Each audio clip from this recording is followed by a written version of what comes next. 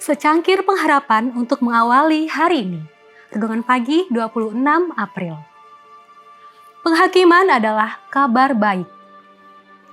Daniel 7 ayat 21 sampai 22. Dan aku melihat tanduk itu berperang melawan orang-orang kudus dan mengalahkan mereka, sampai yang lanjut usianya itu datang dan keadilan diberikan kepada orang-orang kudus milik yang maha tinggi, dan waktunya datang orang-orang kudus itu memegang pemerintahan.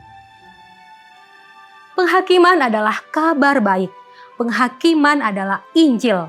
Benarkah demikian? Tentu saja bukan begitu cara pandang banyak orang Advent terhadap topik ini. Saya teringat saat pertama kali menghadiri gereja Advent. Saat tinggal di kapal dagang di Teluk San Francisco, saya sama sekali tidak tertarik pada agama Kristen atau penghakiman. Namun saya bertemu dengan seorang gadis yang mengajak saya ke gereja. Seluruh situasi di situ cukup mengejutkan saya. Namun, pukulan telak datang ketika seorang wanita lebih tua, dia mungkin berusia sekitar 40 tahun, berdiri di hadapan kelompok pemuda dan mulai melambaikan jarinya yang kurus kering kepada mereka. Memberitahu mereka dengan tegas bahwa mereka sebaiknya mengambil waktu tidur di malam hari untuk merenungkan dan mengakui setiap dosa yang pernah mereka lakukan. Karena tidak seorang pun tahu kapan nama mereka akan diadili di hadapan penghakiman surgawi.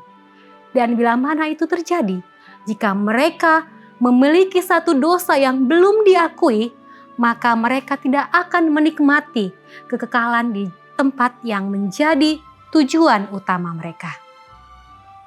Pengajaran semacam itu selama puluhan tahun tidak hanya menyajikan kabar buruk tentang penafsiran penghakiman pra-Advent kepada orang Advent, tetapi juga membuat mereka membenci pengajaran itu sendiri. Itu sangat disayangkan karena Alkitab menggambarkan bahwa bagi umat Allah penghakiman adalah kabar baik. Bahkan itu adalah kabar terbaik.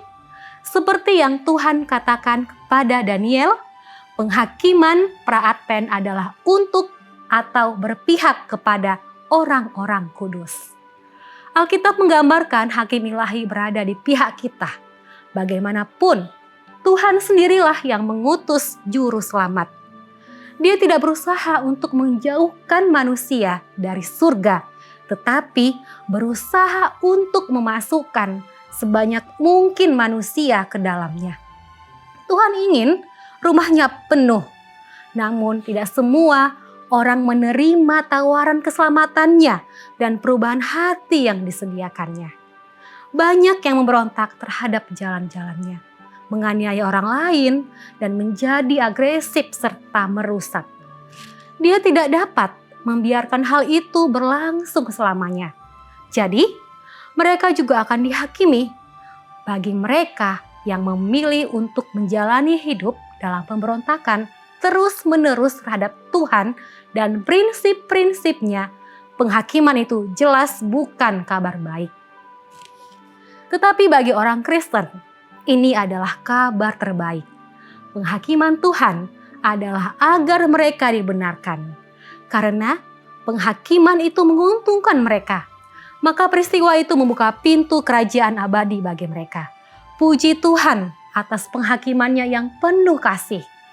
Doa kita hari ini, kami bersyukur penghakiman-Mu kabar baik berpihak pada kami. Oleh kasih Kristus, kuatkan iman, bebaskan dari takut, layakkan kami masuk kerajaan kekal dengan pengharapan penuh abadi. Amin.